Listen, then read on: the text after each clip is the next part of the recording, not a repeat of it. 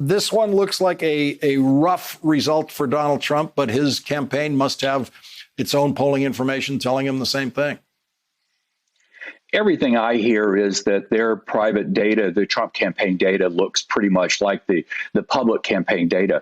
What I find very interesting is when you go back and you look at the exit polls in 2016, 60% of voters had an unfavorable view of Donald Trump, 54% had an unfavorable view of Hillary Clinton, and that you had 19% had an unfavorable view of both of them.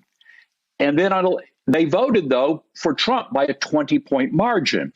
I asked the Quinnipiac people, they're terrific, by the way. I asked them today if they could run something where they to see, OK, of the people that have an unfavorable view of both Donald Trump and Joe Biden, how do they break on the trial heat?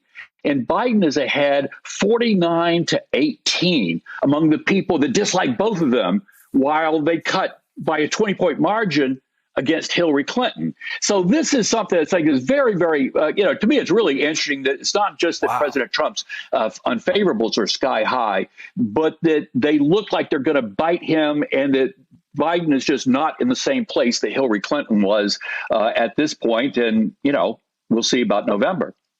Yeah, so that lesser of two evils voter, which is that final decider, they're the people who are making up their minds 2 or 3 days ahead of time, day of.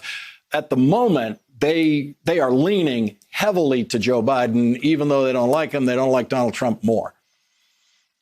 Well, that's right. You had a group of people that were just really conflicted going into Election Day, and that's why the election sort of popped so much.